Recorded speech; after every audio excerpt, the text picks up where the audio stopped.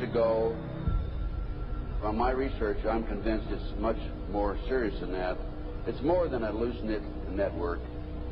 It is a conspiracy. In 1784, a copy of this document was sent to the Illuminist Weishaupt and delegated to foment the French Revolution. You mean the Illuminati was responsible for the French Revolution? Yes, absolutely. The courier was struck dead by lightning as he rode through Ratisbon on his way from Frankfurt to Paris. What about a little divine intervention there, huh? The police found the subversive documents on his body and turned them over to the proper government authorities. After careful study of the plot, the Bavarian government ordered the police to raid Weishaupt's newly organized lodges of the Grand Orient and the homes of some of the most influential associates, including the castle of Baron Basen-Sonderdorf. Additional evidence was thus obtained convinced the authorities that documents were a genuine copy of a conspiracy by which the Synagogue of Satan had controlled the Illuminati at the top, planned to use wars and revolutions to bring about the establishment of one kind or another of a one-world government, the powers of which they intended to usurp as soon as it was established.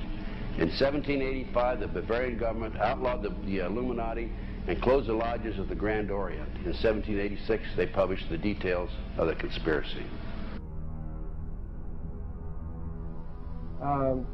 The new order of the world, our enterprise is now a success. He said these blind slaves say they are free and highly educated, even as they march behind, notice this word, signs.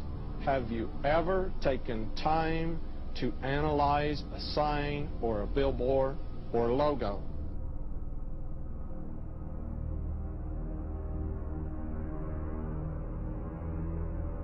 We'll start up here. In 1784, an act of God placed the Bavarian government in possession of evidence which proved the existence of the continuing Luciferian conspiracy. This explains the previous 9 pages, goes into it in detail. We don't have time to do it completely.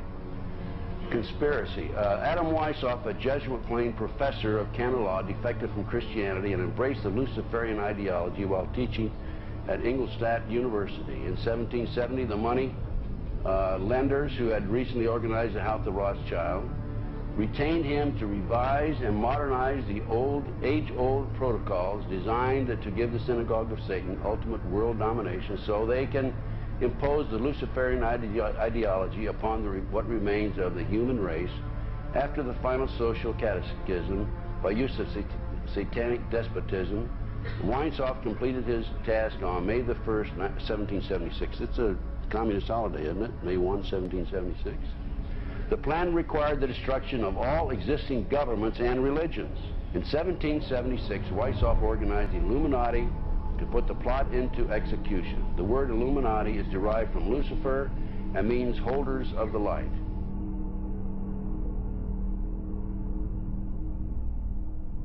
Weishaupt's revised plan required his Illuminati to do the following things to help them accomplish their purpose. 1, use monetary and sex bribery to obtain control of people already occupying positions in high places in the various levels of all governments and other fields of human endeavor. Once an influential person had fallen for the lies, deceits, and temptations of the Illuminati, they were to be held in bondage by application of political and other forms of blackmail and threats of financial ruin, public exposure, and physical harm and even death to themselves and their loved ones. Number 12 told those present that they must use their wealth to have candidates chosen to public office who would be obedient to their demands and would be used as pawns in the game by the men behind the scenes. The advisors will have been bred, reared, and trained from childhood to rule the affairs of the world. Number 13, control the press.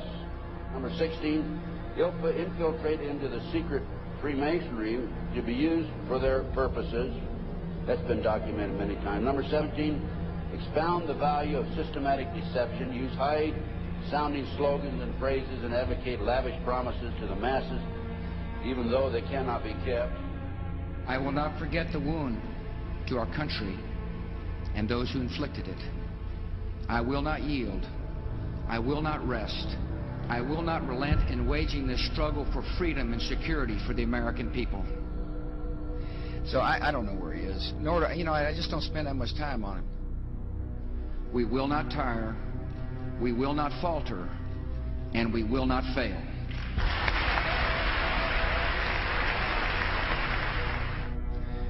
Terror is bigger than one person. And I remember he was telling me how you're going to see soldiers looking in caves for people in Afghanistan and Pakistan and all these places, and there's going to be this war on terror, of which there's no real enemy. Who knows if he's hiding in some cave or not? We hadn't heard from him in a long time. Operation Northwoods, the plan called for innocent people to be shot on American streets. This is the Pentagon. For boats carrying refugees fleeing Cuba to be sunk on the high seas. For a wave of violent terrorism to be launched in Washington, D.C., Miami, and elsewhere. People would be framed for bombings they did not commit. Planes would be hijacked using phony evidence, all of which would be blamed on Castro to justify an invasion of Cuba 40 years ago. An aircraft at Elgin Air Force Base would be painted and numbered as an exact duplicate for a civil registered aircraft belonging to a CIA proprietary organization in the Miami area. At a designate time, the duplicate would be substituted for the actual civil aircraft and would be loaded with selected passengers, all boarded under carefully prepared aliases. The actual registered aircraft would be converted into a drone, remote controlled plane, their word for it. Takeoff times of the drone aircraft and the actual aircraft would be scheduled to allow a rendezvous south of Florida. I mean, he's been tested unlike any other president. This 9/11.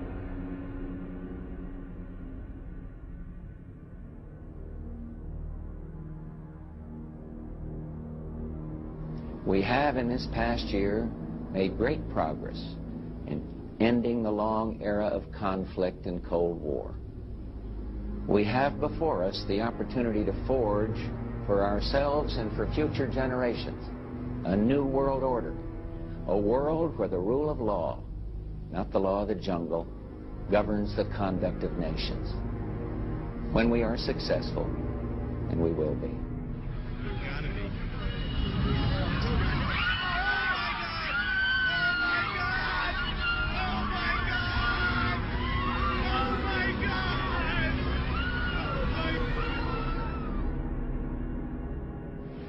He argued that the use of any and all means to reach their final goal was justified on the grounds that the ruler who governed by the moral code was not a skilled politician because he left himself vulnerable and is in unsuitable position to his throne. He said those who wish to rule must have recourse to cunning and to make-believe because great national qualities like frankness and honesty are vices in politics. Fellow citizens will meet violence with patient justice, assured of the rightness of our cause, and confident of the victories to come. In all that lies before us, may God grant us wisdom, and may He watch over the United States of America.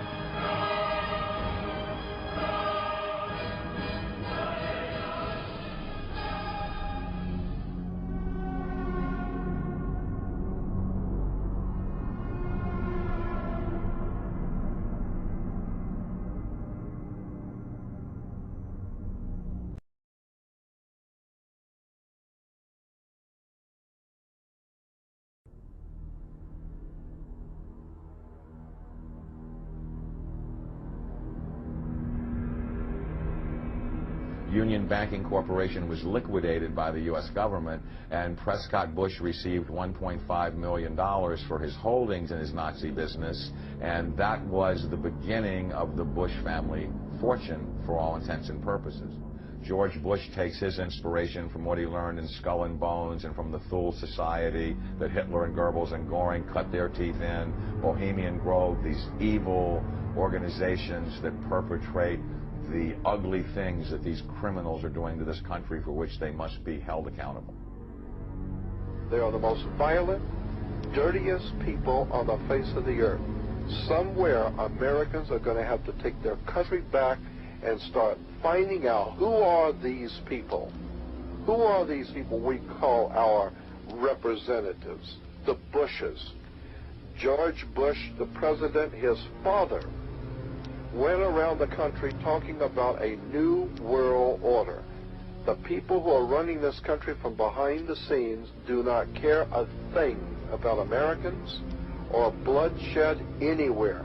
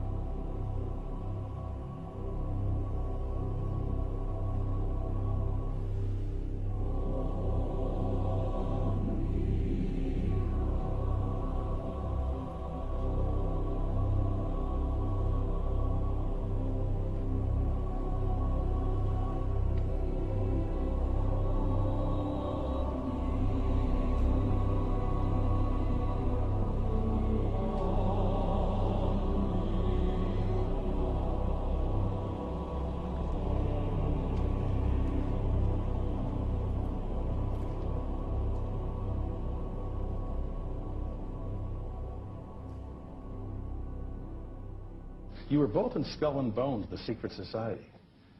It's so secret we can't talk about it. What does that mean for America? The conspiracy theorists are going to go wild. I'm sure they are. I don't know. I haven't seen the web. Number 322. Sir. Were you a member of Skull and Bones in college in Bush? Were you in the same secret society? That's all right. Let me answer his question. Whoa. Don't chase me. I said go to him.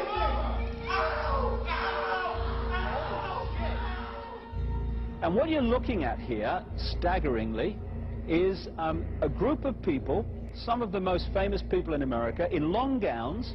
Behind them there, you see a 40-foot stone owl. And there's the fire between them, next to the lake at Bohemian Grove. Now, one might wonder, understandably, why the people that run the banking, political, economic system and the media in America should be dressed in long robes doing a ceremony to a 40-foot stone owl. I think we should be told. No doubt you'll be hearing about all the differences between John Kerry and George W. Bush. But we've discovered they do have something in common. During their respective college days at Yale, they both belonged to a group called Skull and Bones. He's come pretty close. She was part of a team that successfully recorded part of the initiation ceremony that takes place in the tomb's courtyard.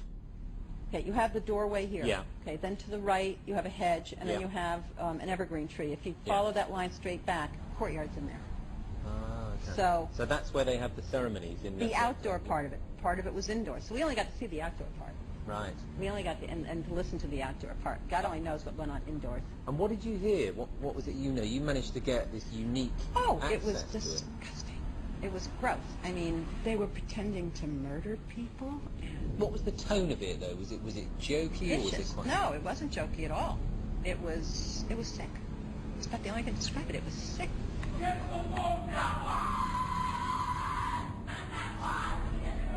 What you're hearing is the first recording ever made of the Skull and Bones initiation ceremony. It has never been broadcast before.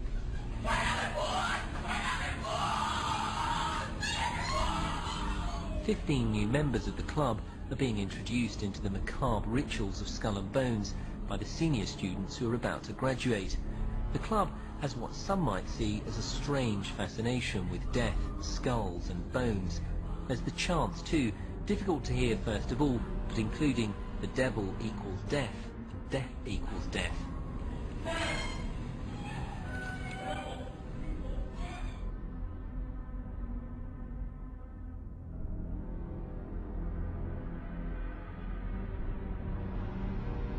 But when you get into a secret society of spirit worshippers, then, and especially when you're invited there by the direction of the higher-ups in the spirit world, you never get out of there alive.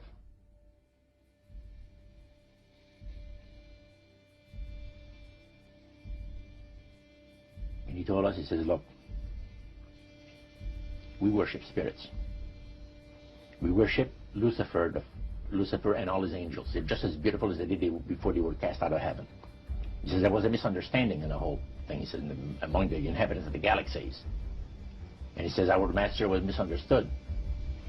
And they always praise the great master, Satan, as a super intelligent being that he is, beautiful to behold. And if he ever appears to you, you won't be able to look upon him because it'll be too bright.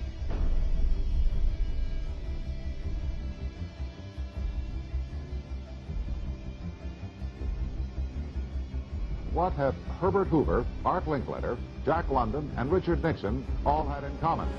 Well, they've all been members of the exclusive all-male Bohemian Club in California, where every year at this time the elite from around the country get together for 2.5 weeks of fun and games. Among its members are businessmen like Leonard Firestone and Edgar Kaiser, and political figures like Gerald Ford, Henry Kissinger, William French Smith, and George Shultz. President Reagan, Vice President Bush, and Defense Secretary Weinberger are members of other camps. Richard Nixon is a Bohemian, and so are high-ranking executives of such companies as Eastern Airlines, Standard Oil of Indiana, and Bank of America. Privacy is one of the Grove's most cherished virtues. Members may not photograph, record, speak, or write about activities at the retreat. While many public officials are Grove members, the press is a distinctly unwelcome guest. We're from ABC News. Well, get back there. Get back there. Can we talk to somebody in the... Get back there. You see, for over 120-plus years in Northern California, in Sonoma County, on a 2,700-acre secluded redwood grove, leaders from around the world, prime ministers, chancellors, presidents, governors, again, the heads of industry, banking, academia, the media, Hollywood, travel there to engage in bizarre, ancient Canaanite, Luciferian, Babylon mystery religion ceremonies. We were inside 4 hours. That's only one day out of the 2 weeks that they meet there for the admitted Summer Fire Festival of the Bohemian Club.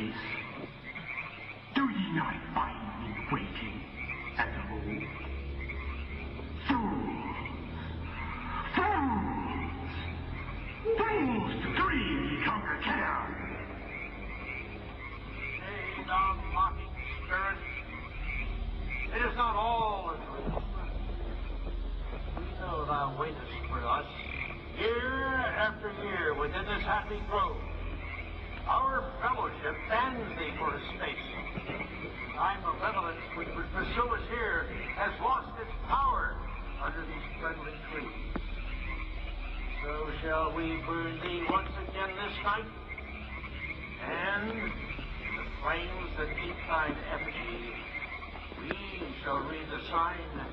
Midsummer sets us free. You shall burn me once again.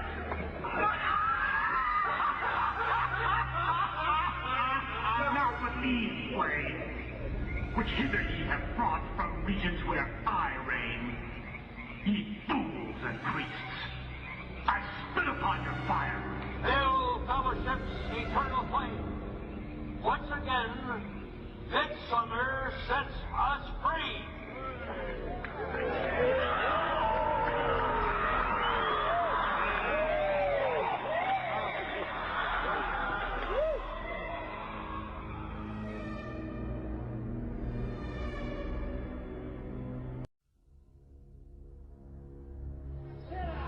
The Bohemian Club, as you say, the Bohemian Club, that's where all those rich Republicans go up and stand naked against redwood trees, right? I've never been to the Bohemian Club, but you ought to go. It'd be good for you. Get some fresh air.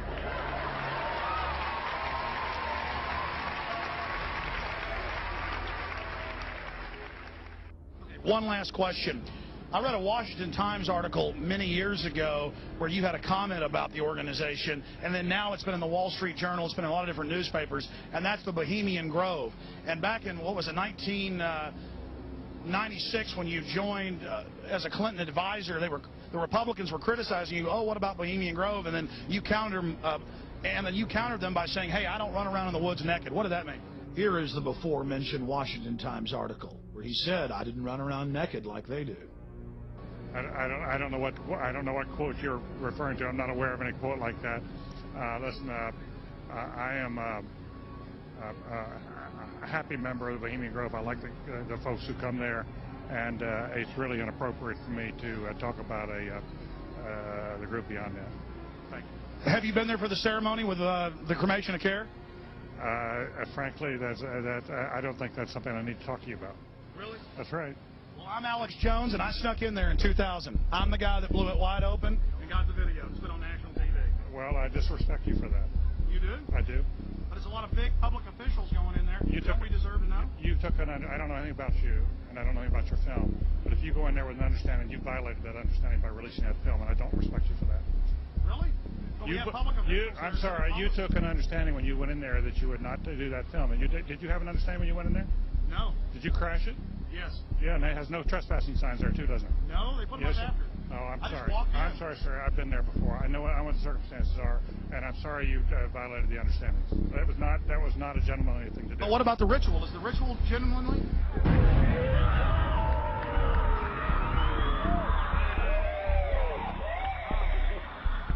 Sir, everything.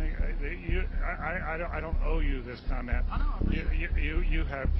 This is what's called ambush journalism, and I disrespect you for that as well. So thank you and goodbye. Been in the ritual? It's none of your damn business.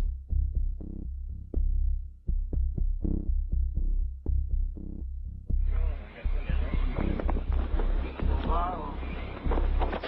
Prince of all mortal wisdom, owl of Bohemia, we beseech thee, grant us thy counsel.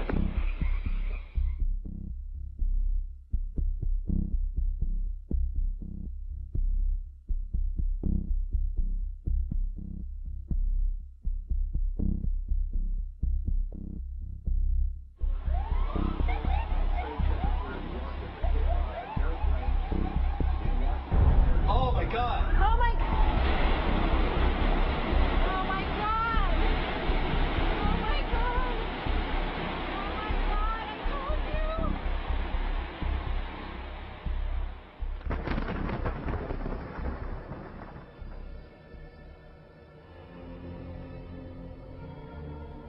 you! Today our nation saw evil, the very worst of human nature.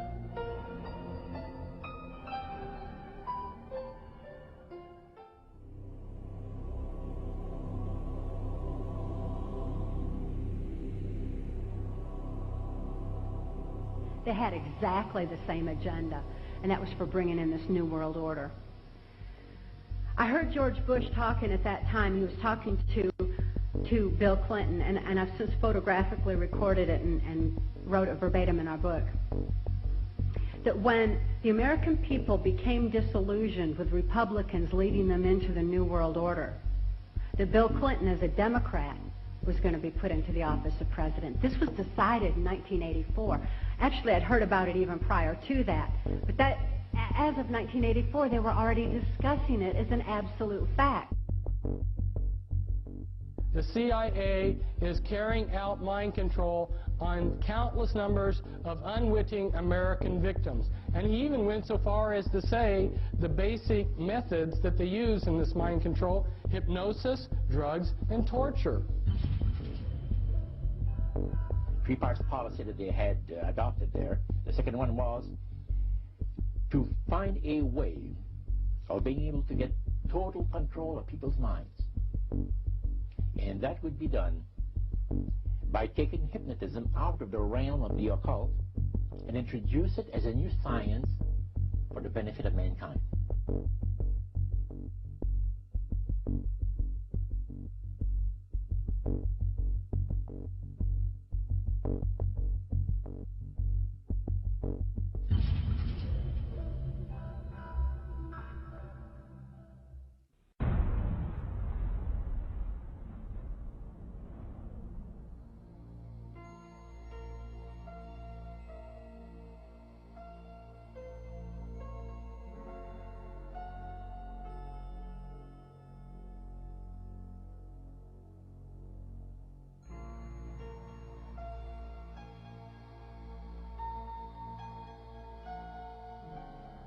Reflecting a policy of genocide either against the Tibetan people themselves or against their culture.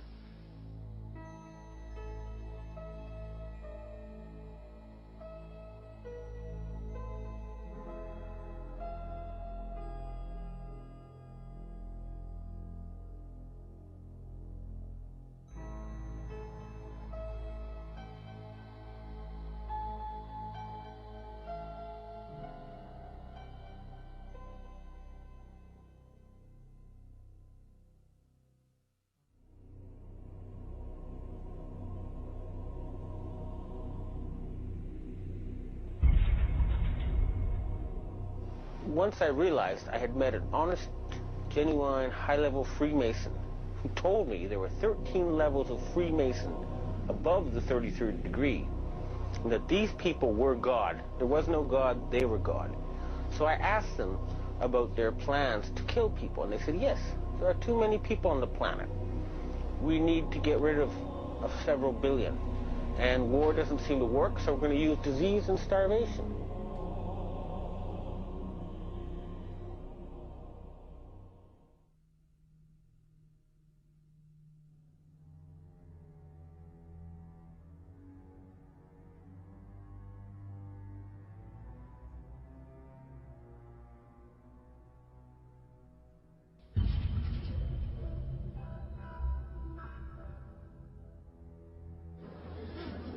He knew what was happening, and he attempted to warn us when he left office. He told us, quite bluntly and in no uncertain terms, to beware of the military-industrial complex. And who is the military-industrial complex? It is the members of the Council on Foreign Relations, and since the inception of the Trilateral Commission as well. I'm not, the Council on Foreign Relations, I don't know if I'm an official member. I've spoken there before. It basically is just a forum where a bunch of people talk about foreign policy. Was made up of the Executive Committee of the Council on Foreign Relations. Now, it is extremely significant that you understand that the first 6 members from the government, along with President Eisenhower, were also members and longtime members of the Council on Foreign Relations. They believed in that organization. They believed in its goals, which was one world government.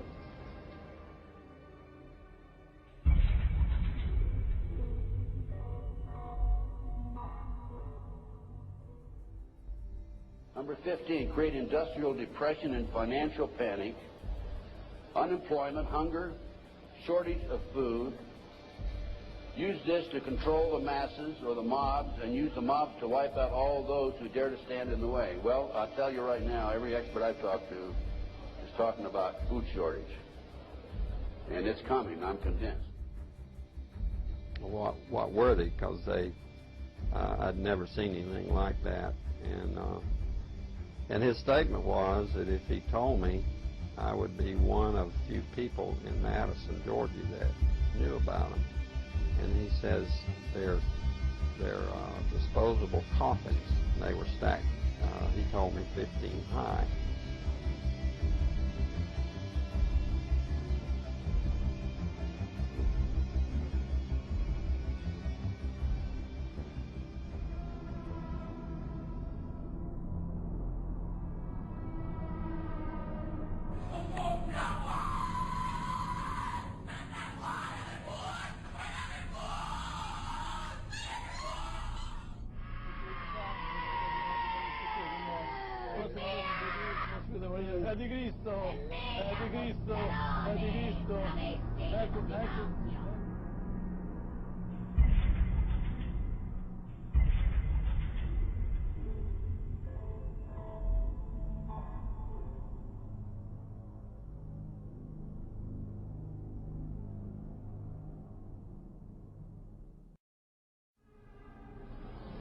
One of the driving forces behind this movement, the Illuminati, is the satanic cult movement in this country today. So I began my little journey forward. And one of the matters that I developed information about was an individual I learned about was Aleister Crowley. He likes to have his name pronounced Crowley to rhyme with holy.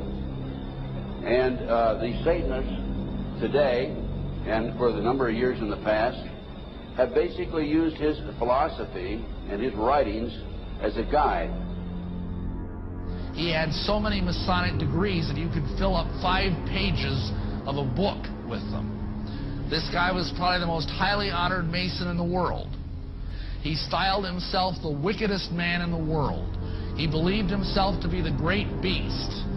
And he changed his name to Aleister Crowley, so it would add up in both English, Hebrew, and Greek Kabbalah as 666. In 1904, Crowley had a communication with an extraterrestrial being named Iwas. And this being, through his wife, kind of a channeling type operation, brought forth a book that was called the Book of the Law in 1904. And this book declared that the slain and risen God, i.e. Jesus, had stepped off the throne, and that a new God, the crowned and conquering child, was taking his place. As a result of this, Crowley proclaimed the end of Christianity and the start of Crowleyanity. Crowley taught that the way you could live forever was by vampirizing little children sexually. And he personally bragged of having slaughtered 150 male children in 1 year. This is why he was called the wickedest man in the world. And now listen to this sentence, folks, closely. For the highest spiritual working, one must accordingly choose that victim which contains the greatest and purest force. A male child of perfect innocence and high intelligence is the most satisfactory and suitable system. We're talking about human sacrifices.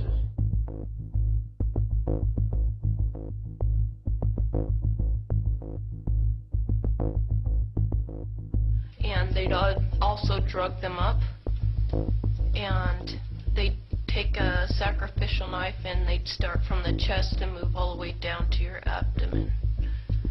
And then that's how they sacrificed, and they'd collect the blood and they'd drink it. When the mid-September through mid-November, they sacrifice babies, and nothing but babies, because they need the pure blood of the untainted children. And I didn't understand what it was like. I can't believe I'm seeing this every year of my life. I've experienced that, and that was the hardest part for me. It's like hearing those babies literally scream and cry, and then seeing their blood flow. The little boy was taken to a basement. He was crucified alive. First he was skinned. Why is it that no one knows this? Because there's Satanists in the police force and also in the government, the army. They're everywhere. They're even on the council of, the representatives of the United States also. And they're silenced because this is not being exposed because they don't want it to be exposed. Because they're really good at lying and hiding things. Rebecca, what happens to the people that want to come out of Satanism? They get killed. They get followed. They get taken. They get sacrificed in front of the congregation of the Satanic Church. Why? Because they know too much information about the Satanists and who their names and places of where they keep the people underground, and they just know too much information. It's like being in a gang or in a mafia. You don't get out alive without consequences.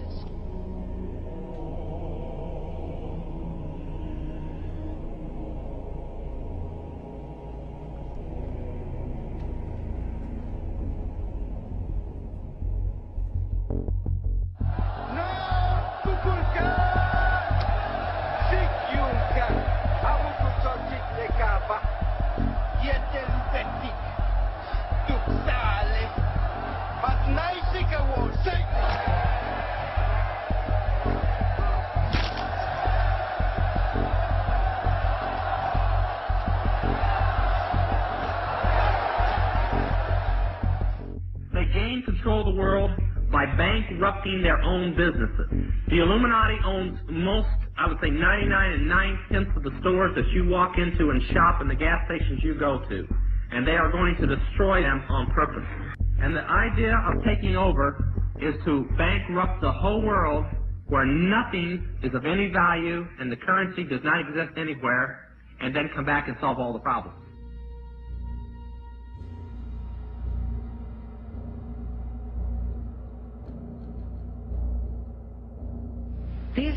These guys who are manipulating my mind and programming me for mind control purposes claimed, and these criminals in control of our country as well, claimed to be gods, demons, and aliens in order that I feel totally helpless, in order that I felt like they were beyond my realm to affect.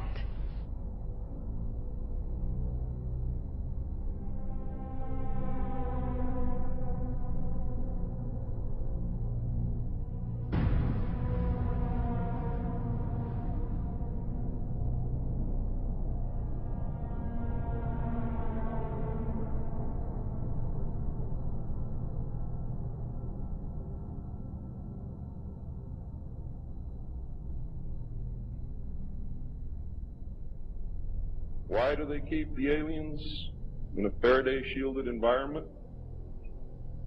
Because they have a tendency to disappear right through walls. And if you can prevent the transmission of electromagnetic energy, you can stop them from doing it. Then, the medium said, we have a very special surprise tonight for you people. A spirit will manifest itself openly here in a few minutes, and right through the wall. Now, the lights weren't terribly bright, but they were like living room lights. A couple of floor lamps, and maybe some of these. And that translucent being seemed to come right out of the wall. How did you feel right at that moment? It's almost like my heart stopped a little bit. Very weird feeling. So it was a lady in a beautiful evening gown, swirling. And she said to Mary, my dear sister, you are so wonderful to have asked for me.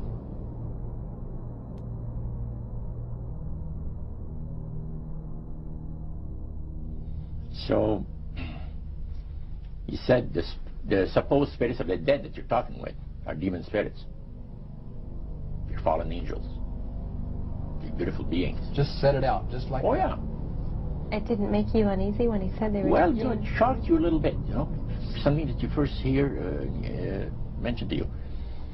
He said, you guys have got a great future ahead of you. Because we've been told, the high priest of our society, secret society, has been told that the master has very special plans for you too. Now, what did he mean by the master? Satan. He said that she was made successful in her singing career by a dear friend of hers that was the same age as she and died when she was 18 years of age. And Loretta was trying to get into the singing world, you know, but she says, I had no success at all. Until one night I was sitting in bed reading a book. And she says, who walks right through the wall but my friend, the spirit of my friend? And she says, Loretta, I'm going to make you a very famous person in singing Western country music, and I will be with you all the time. She said, her voice went through me, the power. See? And you saw this in a television documentary? Yeah.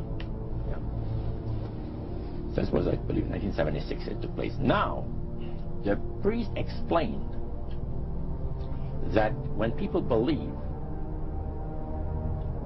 in this business, they are actually opening themselves to be completely deceived by demon spirits, because it gives the demon spirits an opportunity to impersonate the dead, see, and for people to believe their lies. Isaiah 14 and 11 even speaks of vials being built into his body.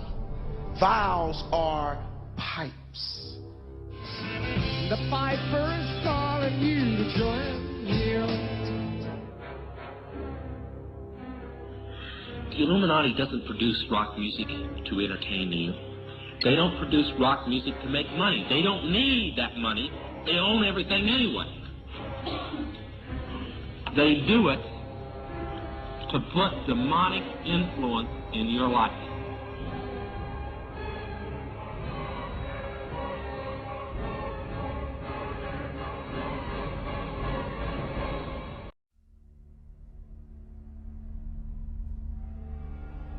Prominent men, meeting in secret, who directed the course of civilization, are recorded in the writings of all people. The oldest is the Brotherhood of the Snake, also called the Brotherhood of the Dragon, and it still exists under many different names. The Brotherhood of the Snake is devoted to guarding the secrets of the ages and to the recognition of Lucifer as the one and only true God. If you do not believe in God, Lucifer, or Satan, you must understand that there are great masses of people who do. And their beliefs and actions based upon those beliefs will affect me. The important fact to remember is that the leaders of both the right and the left are a small, hard core of men who have been and still are Illuminists or members of the Brotherhood. They may have been or may be members of the Christian or Jewish religion, but that is only to further their own ends. They are and always have been Luciferian and internationalist. They give allegiance to no particular nation, although they have used, on occasion, nationalism to further their causes. Their only concern is to gain greater economic and political power. The ultimate objective of the leaders of both groups is identical. They are determined to win for themselves undisputed control of the wealth, natural resources, and manpower of the entire planet. They intend to turn the world into their conception of a Luciferian totalitarian socialist state. In the process, they will eliminate all Christians, Jews, and atheists. You have just learned one, but only one, of the great mysteries. But now it had to change. Lucifer says we have to make sure that people, humans, get to believe that Satan and his angels do not really exist.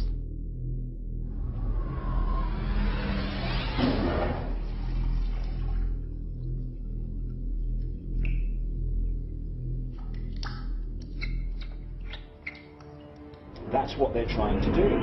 They're trying to disconnect us from multidimensional infinity so that we don't see the world from that perspective, and therefore see through the illusion and see through the nonsense and see through the lies. And then once they've disconnected people, they then program this lower level of our consciousness with a reality that suits them.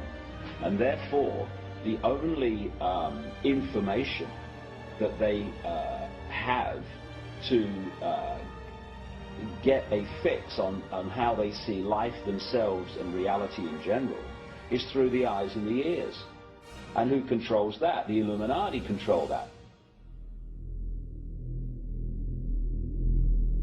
They're trying to disconnect us from multidimensional infinities, and then once they've disconnected people, they then program this lower level of our consciousness with a reality that suits them. If there's a reality out there pertaining to any alien influence, we need to sort out the government misinformation and disinformation and mind manipulation techniques that they're using. I know for a fact that the plan is to make all of us feel totally helpless, that what's happening is beyond our realm to affect because we've been taken over by aliens, that our Independence Day is dawning. So beware of that. Understand that those criminals have been keeping information and technology from us under their blanket of national security. They are 25 years ahead of us at least. They're way ahead.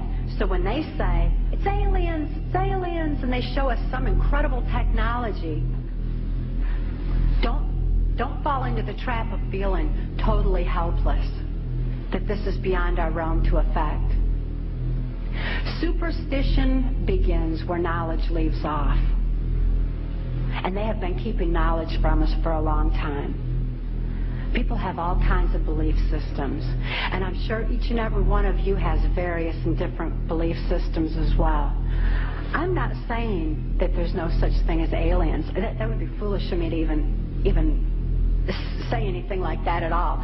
But what I am saying is that it was my experience that these were people claiming to be aliens. Some people in this world are about to destroy the sovereignty of nations, take away our Bill of Rights. The UFO thing is integrally tied into this in some way. I'm not exactly sure how, but if extraterrestrials are real, then they're controlling everything, believe me. If they're not real, they're being used as a threat from without to scare people into coming into this one world global unity of humanity in order to face that external threat. But in the process, we're going to lose. The ordinary man will lose. You need to understand, disinformation is deliberate deceit to hide other things. And so there's so much of that. And some of it is surprisingly well-sponsored disinformation. I'm going to sum up this talk and mention an overview of the alien agenda. The alien agenda is really decimate the planet, to take the remaining human subjects as slaves, and the aliens would use this planet for their own means. My question I'd like to ask is this: if the aliens have a 1,200 IQ, can speak all these languages, and are so powerful, what prevents them from just taking over? Well, it's a good question. We are an alien species to them, and our germs have a tendency to kill them. They're also a dying race, and they're in far worse condition than anybody with the worst case of terminal cancer. They are in need of us to some degree. And some of it is surprisingly well-sponsored disinformation. So I think my question is actually to Clifford Stone. You said that you had seen aliens on a craft that had crashed. I wondered if you could describe what they looked like. I could, but it would probably take a whole lot of time. The reason I state that, when I got out in 1989, we had cataloged 57 different species. You have individuals that look very much like you and myself that could walk among us and you wouldn't even notice the difference.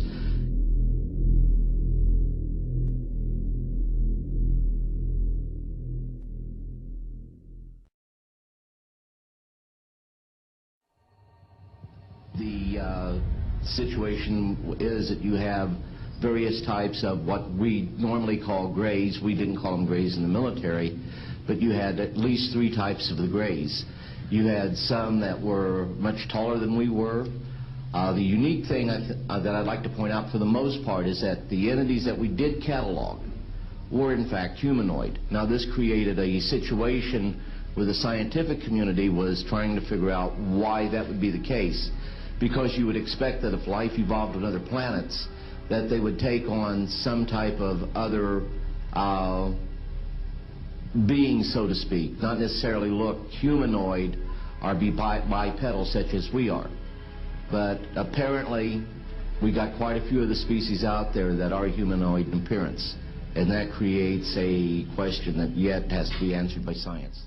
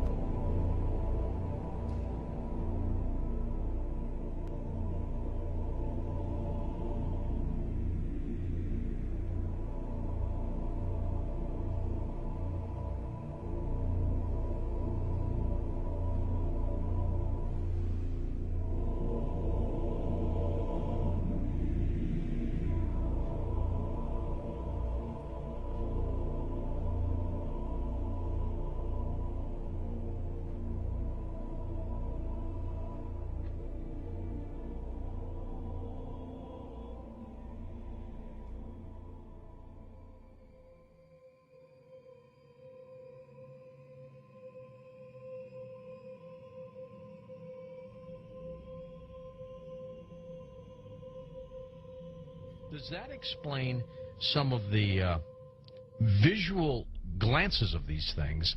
They seem to just simply disappear. They're gone.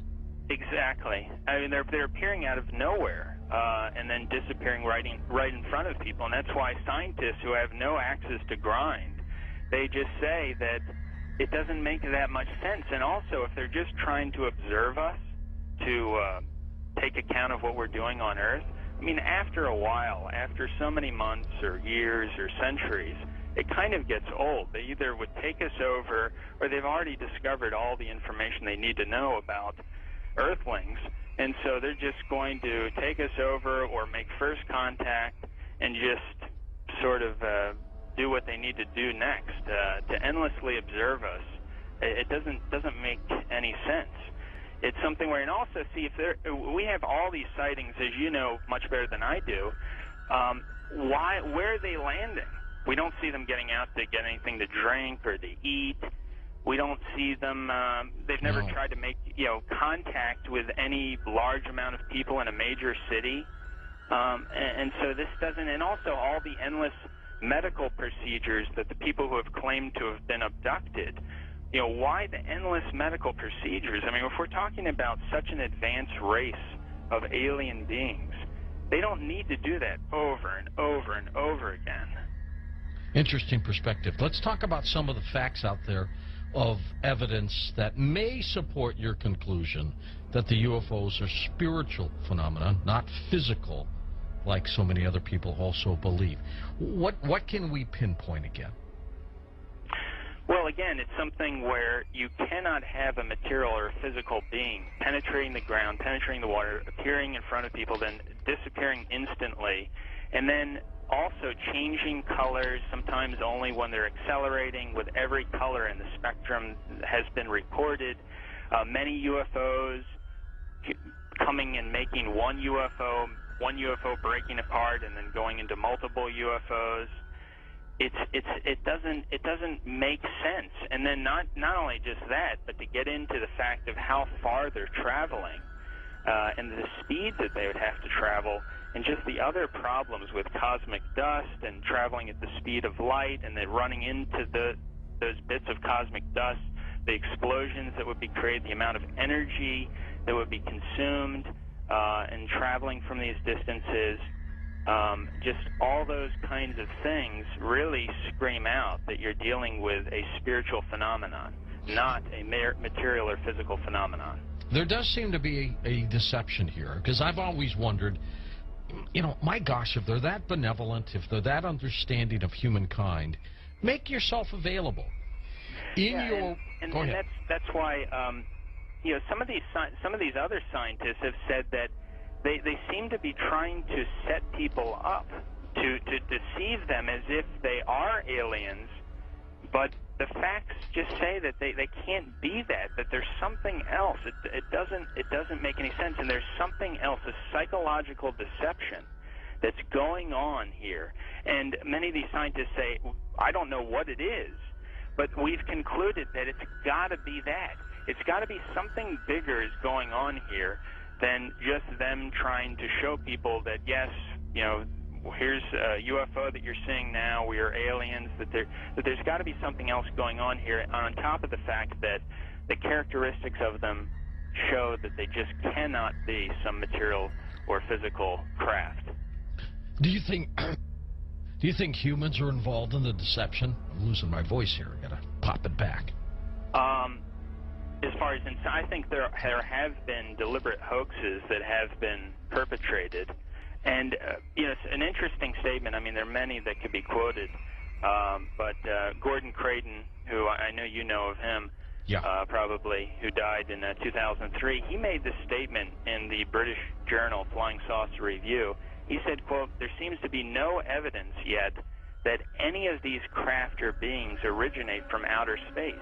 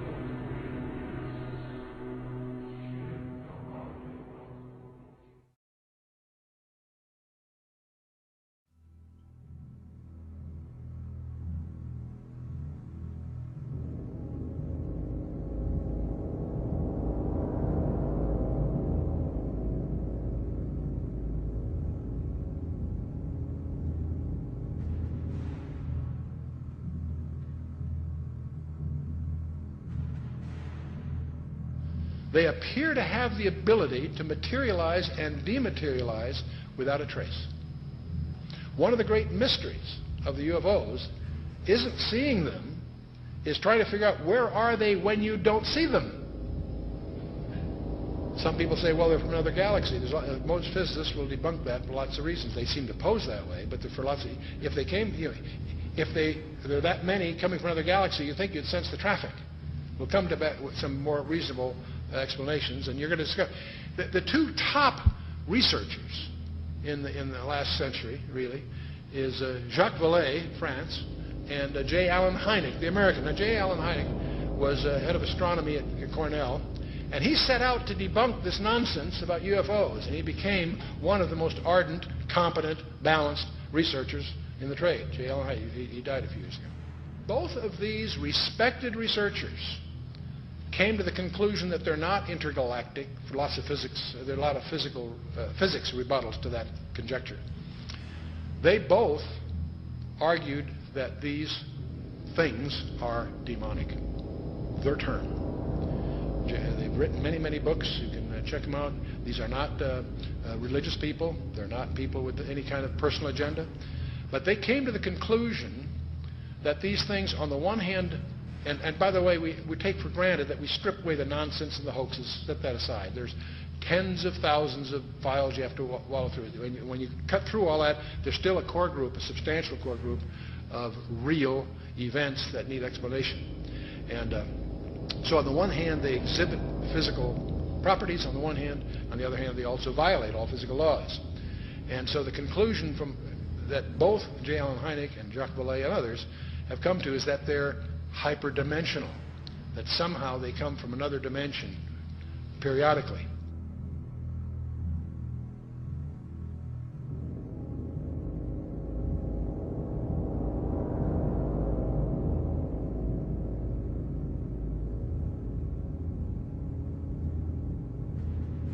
Both of them came to the conclusion that these creatures are hyperdimensional. They're not from some other galaxy. They also both concluded they're hostile because they pretend to be something they're not.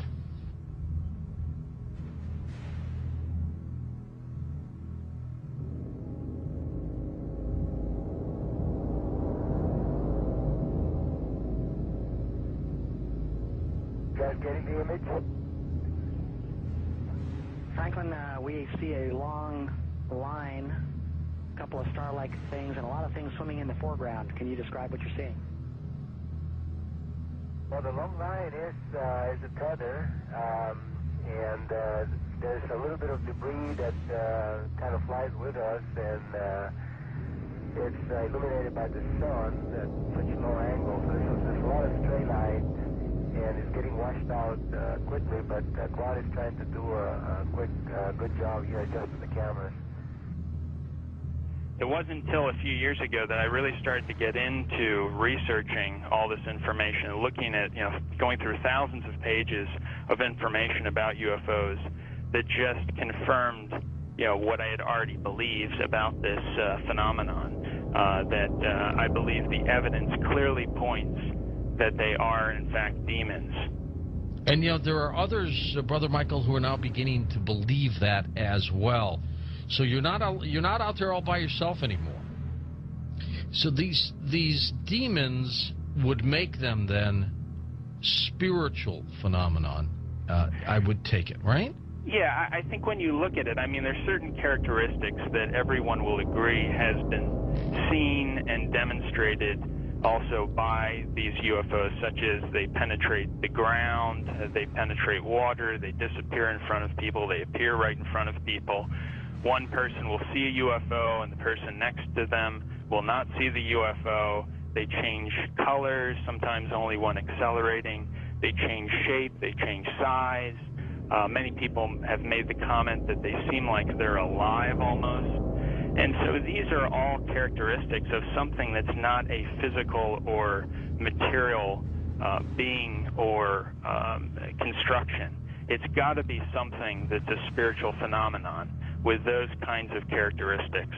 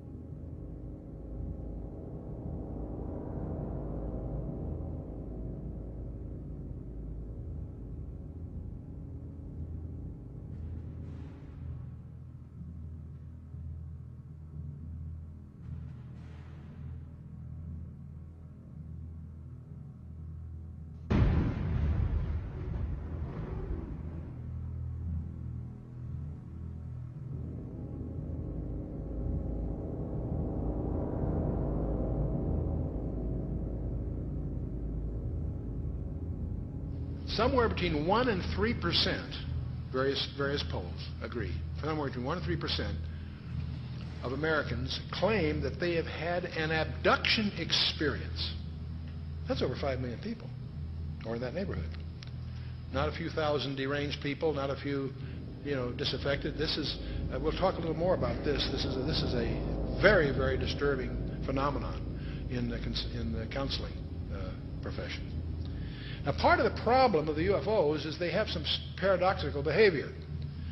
On the one hand, they're seen by multiple competent witnesses. They are plotted on radar, sometimes multiple radars simultaneously. They leave tangible traces on the ground, sometimes radiation, evidence of burning, and other things. So they are apparently real in the sense of being physical, on the one hand. There are photographs. Sometimes they show up on photographs, sometimes they don't. But here's the problem. While they seem to be tangible on the one hand, they exhibit behavior that can't possibly be physical. They can go in excess of 6,000 miles per hour without sonic booms. What on earth does that mean? I'd like to know how they do that trick. They've been plotted making right-angle turns at over 16,000 miles an hour. That defies the laws of physics. That's now perhaps the most disturbing thing of all. They appear to have the ability to materialize and dematerialize without a trace. In his book, Secrets of the UFOs, ufologist Don Elkins made the following observation. I have found that some people can achieve the contact phenomenon simply by being hypnotized, and the same general message permeates over 90% of the millions of words received by thousands of people around the world. No one knows what hypnosis is. No one knows what goes on in the mind. It's an altered state of consciousness like yogis and witch doctors have been practicing. It loosens the normal connection between your spirit and your brain, and of course if the hypnotist can control you, make all kinds of suggestions, make you think things are happening that are not happening, make you think you have powers that you don't, experiences that you haven't, even implant memories. Other beings, if there are other minds out there, they could also do the same thing.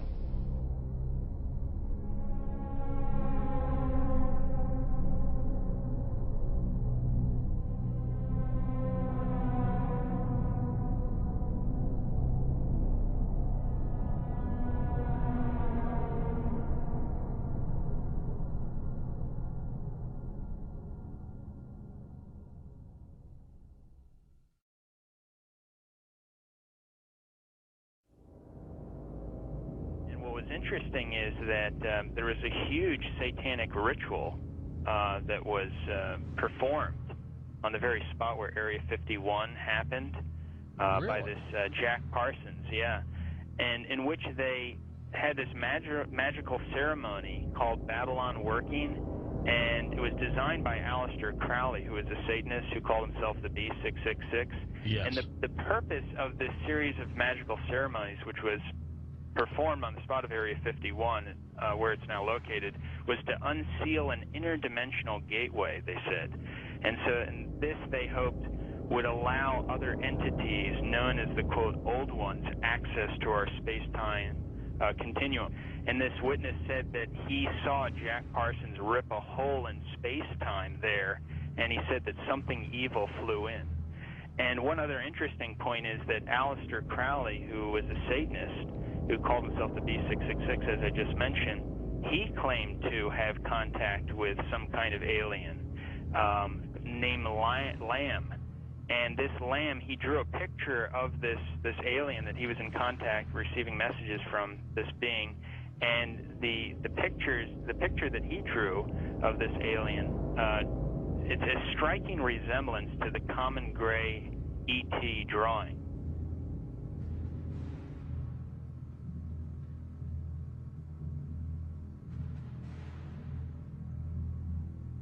And obviously they have the secret base there where advanced aircraft is being tested. And so it's not one or the other, it's actually both. And what's interesting is this fellow Jack Parsons, who was the main person involved in this satanic ritual, he was involved in creating some of the most advanced technological stuff that we have right now in rocket propulsion systems. He was even involved with a lot of stuff that NASA does. They even named a crater on the moon.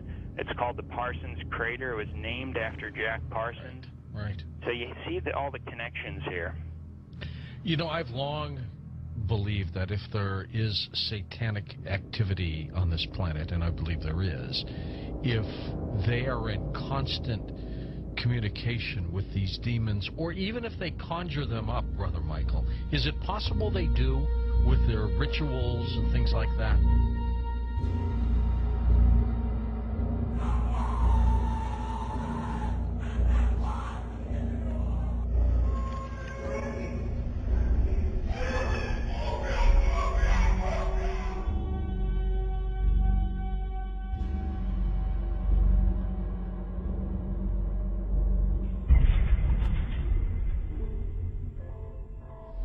The chief advisor to Queen Elizabeth I, Sir John Dee, he was a Kabbalistic black magician. He had gone to the continent and learned from the top Jewish Kabbalists black magic, and he was the chief advisor in the British Empire. And he created Enochian magic and the Enochian language, which the Illuminati, which are hiding behind the Jehovah's Witness headquarters, they use Enochian rituals. Sir John Dee conjured up demons or angels, okay, with his black magic. The beings that he conjured up, there were pictures drawn of them, and they look identical to what we call gray aliens. Okay, I tell you something. And then I visit with debriefing people that came out of high levels of the Illuminati, and these different types of aliens are participating in Illuminati rituals.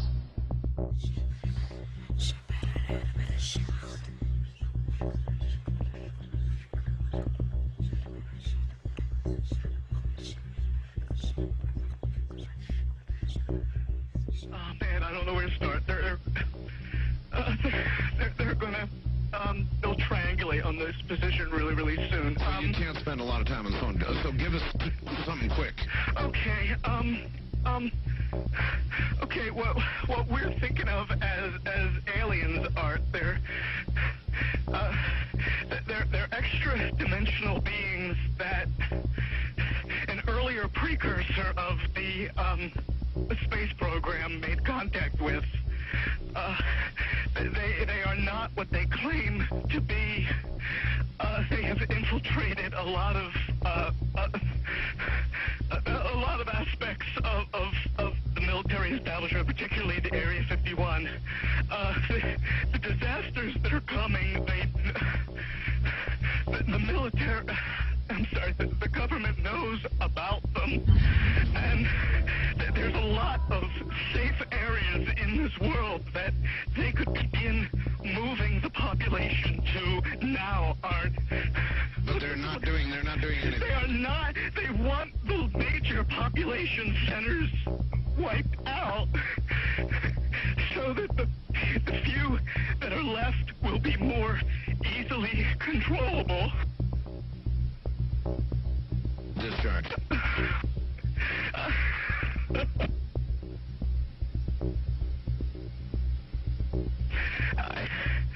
I started getting...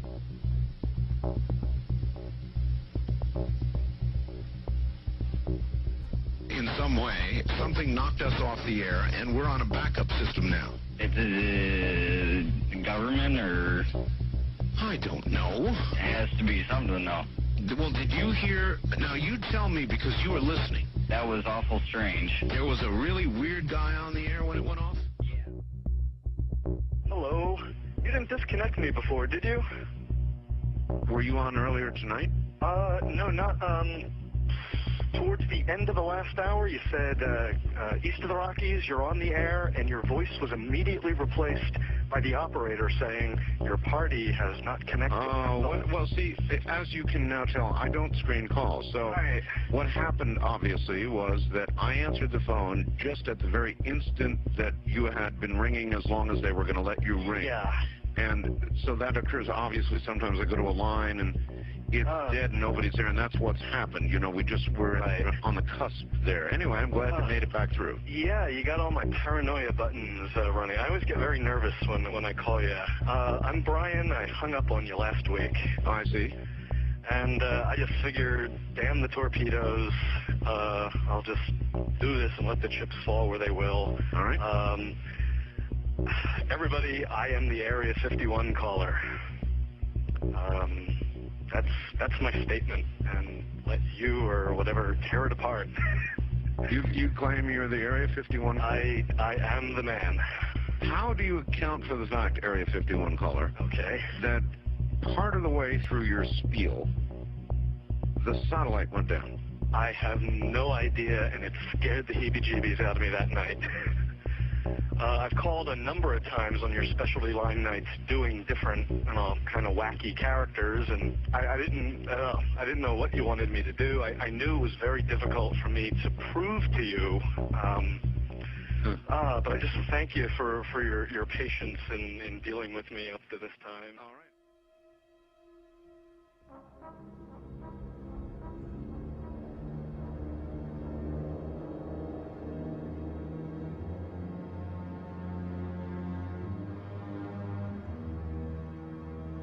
Perhaps we need some outside universal threat. I occasionally think how quickly our differences worldwide would vanish if we were facing an alien threat from outside this world. And yet, I ask you, is not an alien force already among us? What could be more alien to the universal aspirations of our peoples than war?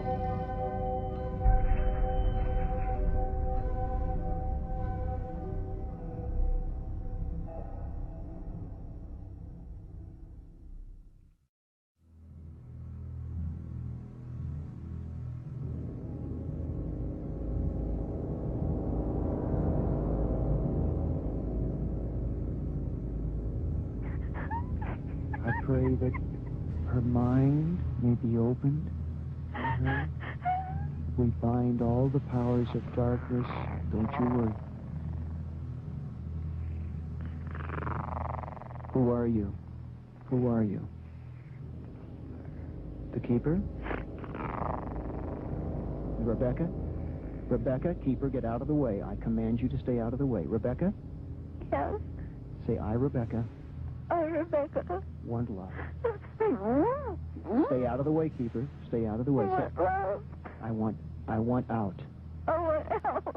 Say, I put my trust I put my trust in God. in God. In God. Stay out of the way, Keeper. God. Libera, mamma mia, no, no, maligno, maligno, è Cristo più forte. Cacciali via, di la verità. Di la verità.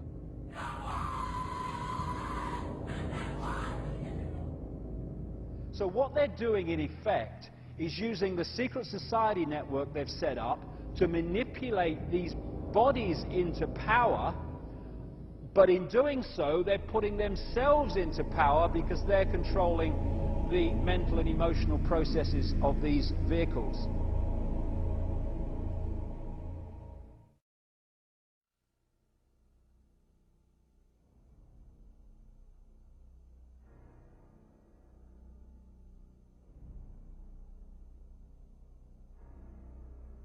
There are many different kinds of entities that do not have a human form, that operate just outside of human sight, and history has recorded them as demons and all this stuff.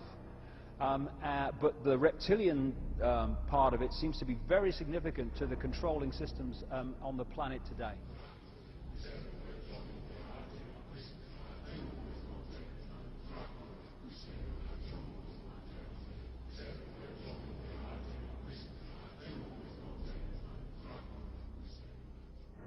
Today, there's a lot of genetic experiments and the Nephilim being created that are hybrids, and this is a very important part of what the Illuminati is doing. And they have been intermarrying with what the public calls aliens.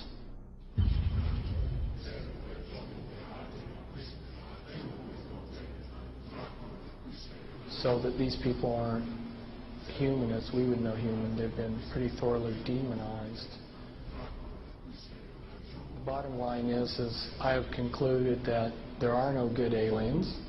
The aliens are demons, and we've got a mixture going on of demons and flesh and blood, and we've also got other genetic experiments.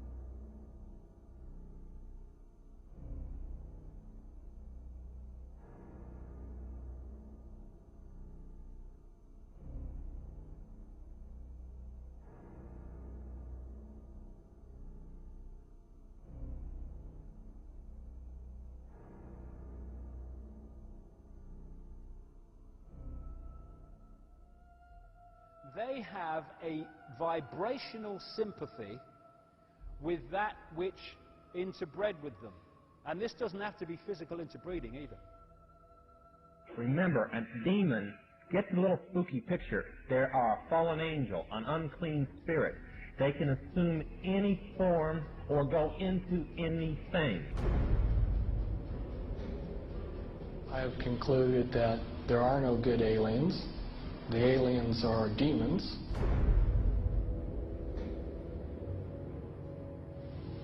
We can establish through this testimony that these objects of extraterrestrial origin have been tracked on radar going thousands of miles per hour, stopping and making right-hand turns.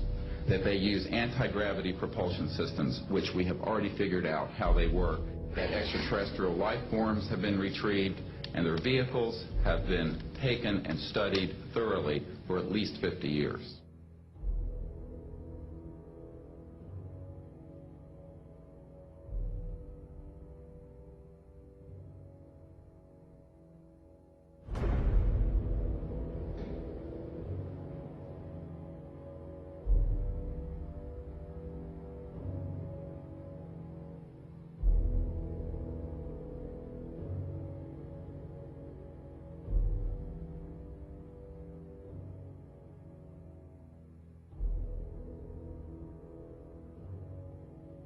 It's human nature to want to believe in some race of benevolent space brothers that will come and save us from ourselves. But it's not logical, and you can't make it work any way you look at it. This grand plan is going to take people are going to eat the stuff. Because it says spirits, demon spirits, will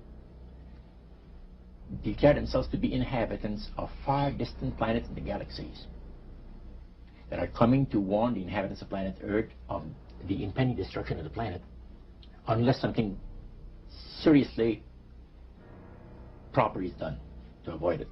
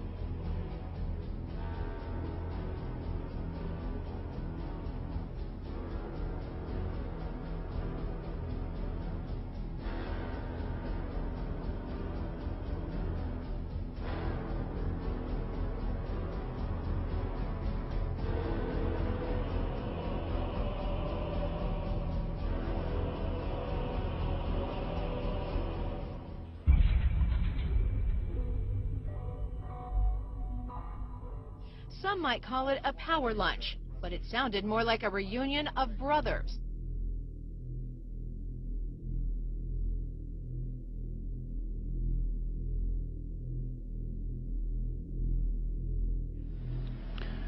The Illuminati were to obtain control of the press and all other agencies which distribute information to the public. News and information was to be slanted so the Goyams would come to believe that a one world government is the only solution to our many and varied problems. Their plot, their plans, their conspiracy remains invisible. The whole agenda is to create a one world government where everybody has an RFID chip implanted in them. All money is to be in those chips, right? There'll be no more cash. And this is getting me straight from Rockefeller himself. This is what they want to accomplish.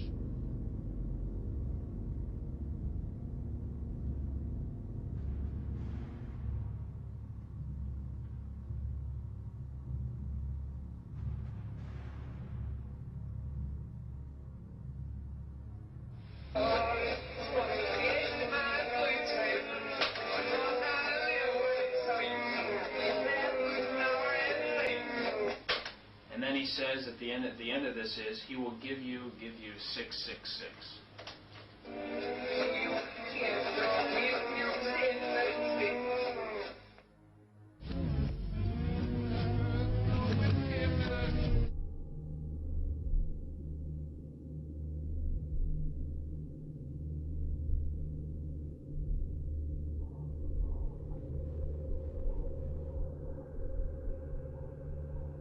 Behind them is a cult of evil, which seeks to harm the innocent and thrives on human suffering.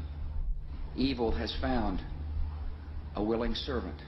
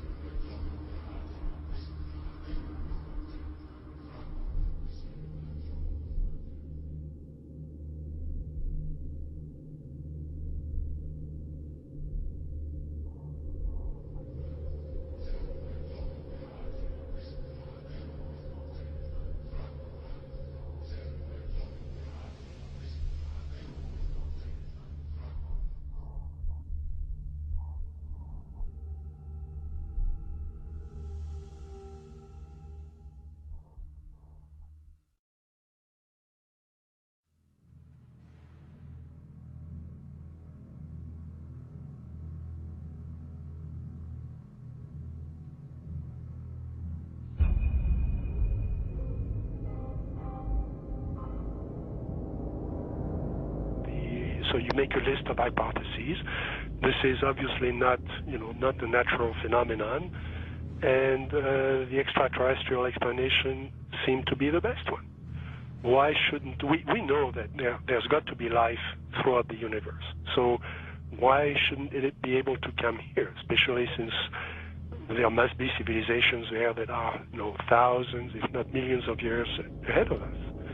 But then, as you get more and more data, you realize that's not what the witnesses are describing. What the witnesses are describing is something that, in many cases, comes out of nowhere, disappears into nowhere. There are cases of objects becoming transparent on the spot, physical objects, material objects. And I have no question that people have said, well, the valet doesn't believe this is physical. Well, of course it is physical. It's material at some times, but it can also change shape. It can also merge with other objects, and it can also disappear on the spot. Well, if it does that, then it could be from anywhere, anytime.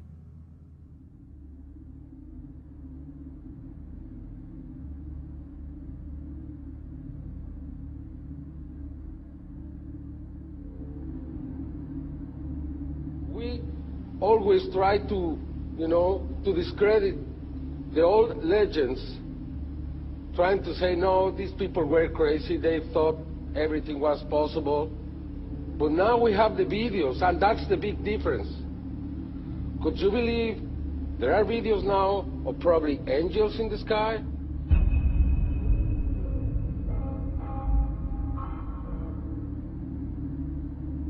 And then I started looking at some of the things that didn't fit. And one of the things that I had to ask is, when did this actually start? Every UFO book starts with, on June 24, 1947, Kenneth Arnold saw something about cranial and so on. Well, that's not really true. I mean, we have data from the 30s and the 20s and from 1896 and 1897 all over the United States, and then you can go back in history. And many people don't want to hear that. They want to hear that this is if you follow the first level extraterrestrial theory, then ETs, discovered us when the atom bomb went off and they came here to study us. Well, that's not what the data says. So when did it start? And I found an enormous wealth of data going back to medieval times and even before. Of course, as you go back in history, you lose the cultural context, and it's harder to understand the data. But in medieval times, there were records, especially the records of the church, that were kept very, very carefully about strange phenomena. The skeptics are always saying, well, give us your best case and we'll take it apart. There is no such thing as one best case in any field. You have to look at an accumulation of cases and look for patterns, and then that's how the phenomenon reveals itself to you. And for a long period of time, or for a period of time, I believed it was extraterrestrial. I now believe it is interdimensional, the phenomena. In other words, we're looking at so-called spirit beings from another dimension. And I back this up in the new book by equating it to ancient manuscripts where these beings manifested to human beings and what their reactions were, and then comparing it to reactions present day of people who have had encounters, and the similarities are striking. Because first of all, you say to yourself, why would let's say anyone deliberately crash saucers in Roswell, New Mexico, and then allow the bodies to be retrieved? What are these bodies, in fact? And it took me a long time to figure this out. And this is a theory, okay? There's a difference between the grays, the little guys, right, that we see that have now been enculturated with the big black slanted eyes that are about 4 feet tall, all right? Those, let's just call them the grays because pretty much everyone knows them as grays. But there's another creature which people and abductees talk about that they see on board the ships, and these are tall beings, and they assume different forms. Sometimes they can appear as reptilian, other times they can appear as insectoid, other times they can appear as Nordic. In other words, in my opinion, they're shapeshifters. Now, why would I say that? What backs it up? There's a scripture, once again, from our spiritual handbook, which says that basically fallen angels can appear as angels of light if they so choose. Okay. They can appear as angels of light if they so choose. That's a shapeshifter, but it shapeshifts. It can appear as whatever it wants to appear. Insectoid, reptilian, who knows what the thing really looks like. In my opinion, it's probably a reptilian. Apparently there was some sort of a confrontation, there was some sort of a war between these beings, sides were drawn up, and we're kind of like, we're almost like cannon fodder in a way. It's unseen war, which is happening in another dimension all around us that we don't see.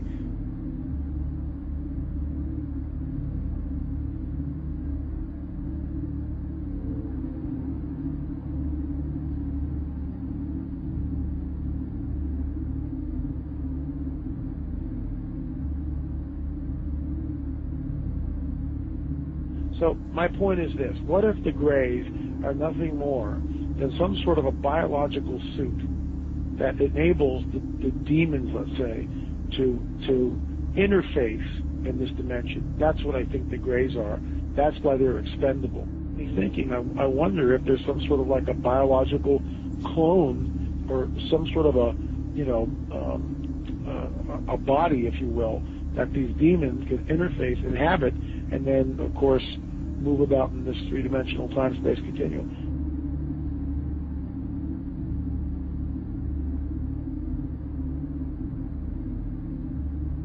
When you go back and to read the Book of Enoch, which, by the way, is found in the Dead Sea Scrolls, it amplifies the mischief that these fallen angels got into in and around the time of Genesis 6, which is why it was a global flood, because the Nephilim were on the earth, and these guys were all over the earth. And some of these skeletons that have been unearthed, specifically in Turkey, were over 30 feet tall. As we pushed west in Ohio and different places, they found mounds, and they would do primitive archaeological digs. And this is documented. I'm not making this stuff up. They found skeletons, oftentimes, that reached over 9 feet in length, with 6 fingers, 6 toes, and red hair. Now, one of the great mysteries of the West is what happened to these giants. There was nearly 60 skeletons brought out of this cave, but today they're nowhere to be found. Is it that there is some kind of archaeological cover-up that has occurred here?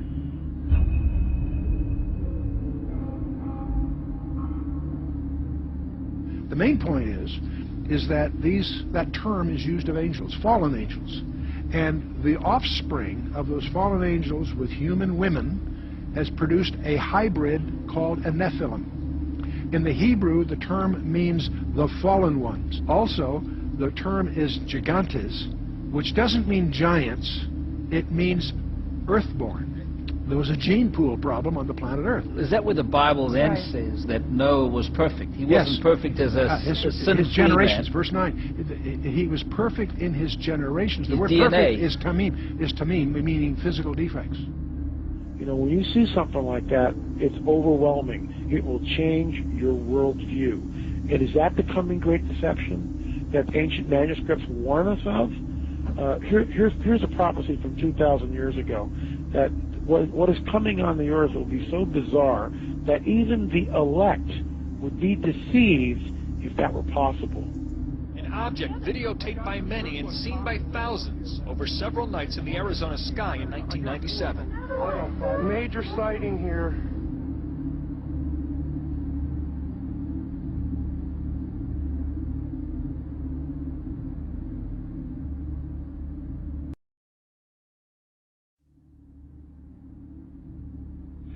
I believe that many of us were shown these documents over the years so that later we would talk about it. I mean, how can you keep the existence of extraterrestrials, if they were real, a secret? And how could anyone keep quiet knowing that they had seen documentation, official government documents labeled top secret, that expressed that these extraterrestrials were real and had visited this earth? I wanted to know just how true all of this was, and I began a program of research to find out if extraterrestrials were real. What I discovered was amazing. What I discovered, ladies and gentlemen, is that there has been a plan in existence to create an artificial extraterrestrial threat to this earth in order to create a one-world totalitarian socialist government. All the bombardment of the public with movies about flying saucers in the 50s, right after the United Nations Treaty was signed and the UN Participation Act was pushed through Congress, and all of the incidents since that have convinced the majority of the American people that flying saucers are real and extraterrestrials exist, and that flying saucers are from an extraterrestrial origin. This is being promulgated in many ways, by television commercials, in the movies, in the newspapers, by creating incidents either real or imagined.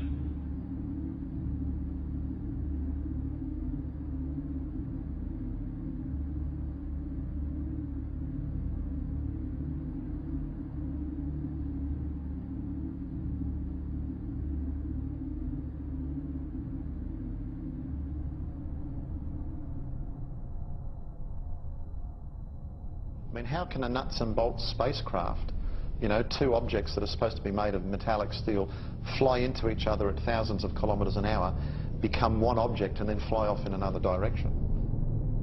He says the UFOs do not seem to exist as tangible manufactured objects. They do not conform to the natural laws of our environment. They seem to be nothing more than transmogrifications tailoring themselves to our abilities to understand. The thousands of contacts with the entities indicate that they are liars and put-on artists. The UFO manifestations seem to be, by and large, merely minor variations of the old age demonological phenomenon.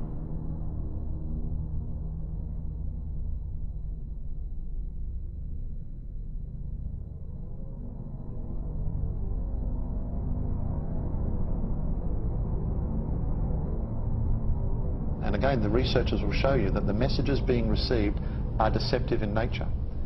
They will tell you things like, well, you know, we've come from Venus or Mars in the 60s. That was the messages. Well, we now know that's impossible.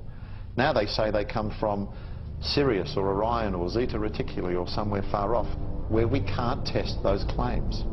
And that's the problem. And some of the stories they've told us, like that, we know to be demonstrably not true. And if someone comes to you, Chris, and tells you a story and does all these things and says, I'm here to help you, but then does brutal things to you and then lies to you, then I don't think trust is a good place to start.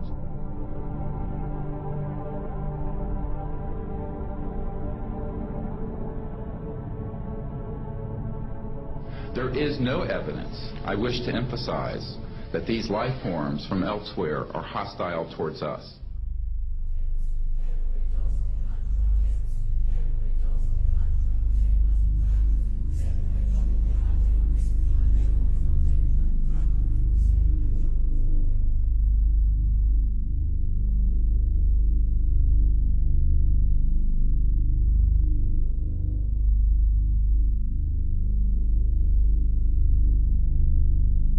Better way to implement a plan to bring about a one-world government than to create the possibility in the minds of the people of the world that we are being threatened from some other species, from some other planet, and do it in a way that if anybody questions it or challenged it or wants to talk about it publicly, that they are ridiculed.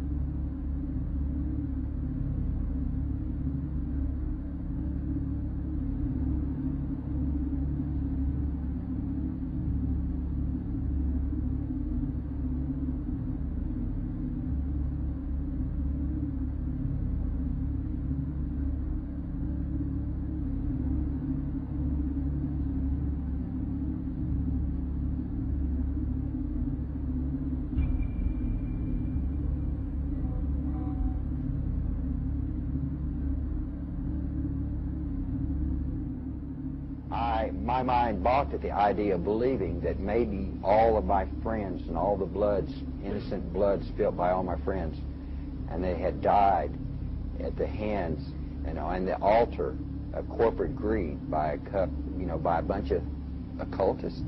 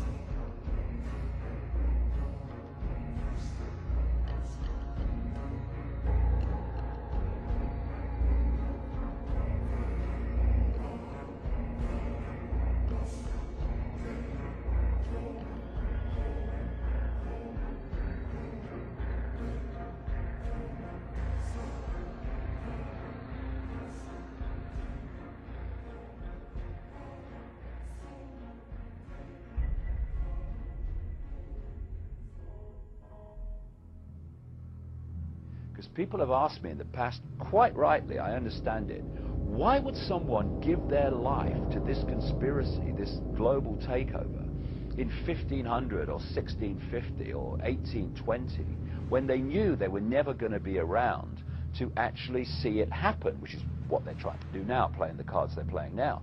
The answer to that is they were just vehicles. These entities are the common force passing through history.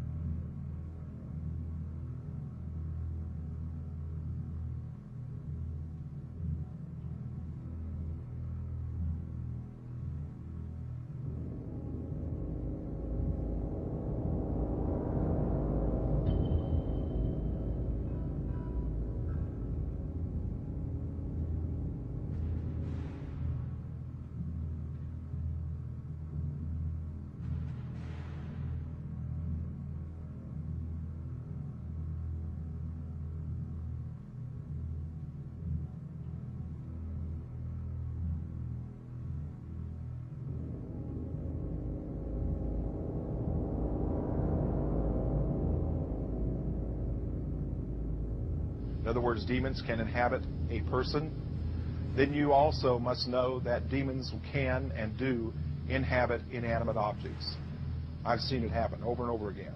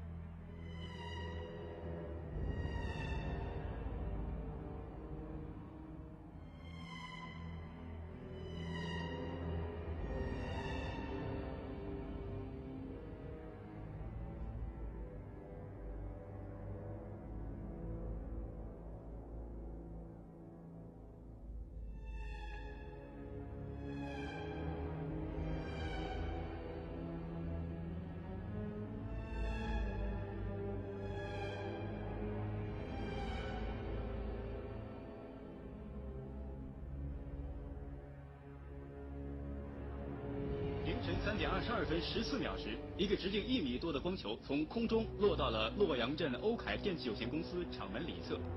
落到地面后，这个光球就不停地抖动，约45秒钟后，抖动加剧并开始变形，长出圆形的四肢后，迅速向厂区移动。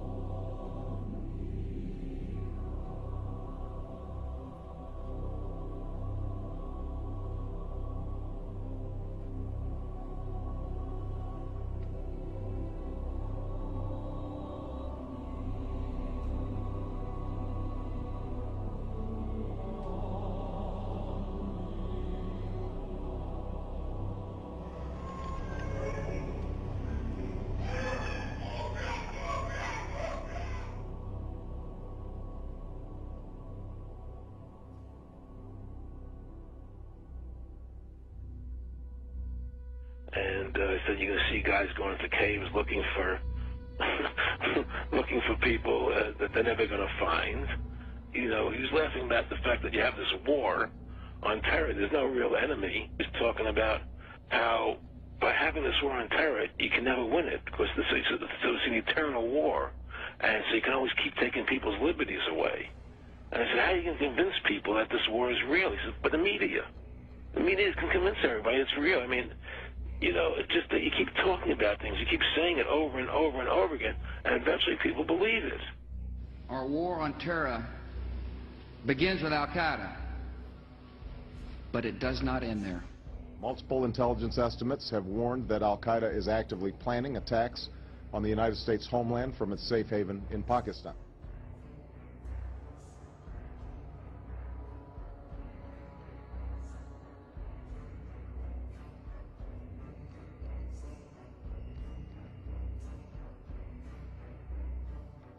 The last time you had an actual president was Kennedy. Ladies and gentlemen, the very word secrecy is repugnant in a free and open society.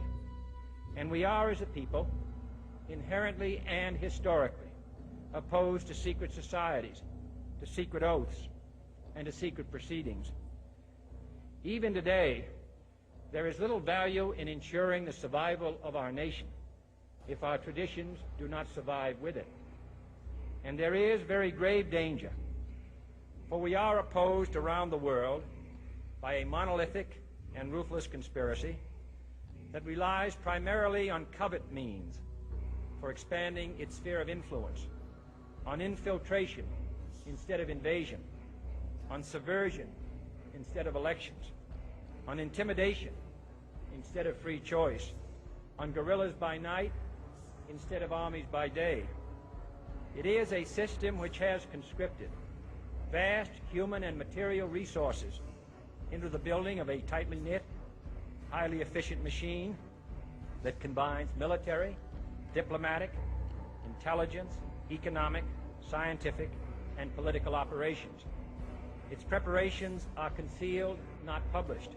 Its mistakes are buried, not headlined. Its dissenters are silenced, not praised. No expenditure is questioned, no rumor is printed, no secret is revealed. But I am asking your help in the tremendous task of informing and alerting the American people, confident that with your help, man will be what he was born to be, free and independent.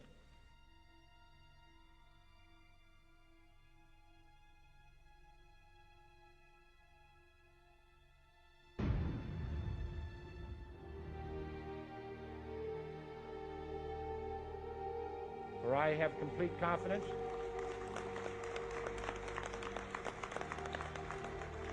in the response and dedication of our citizens whenever they are fully informed.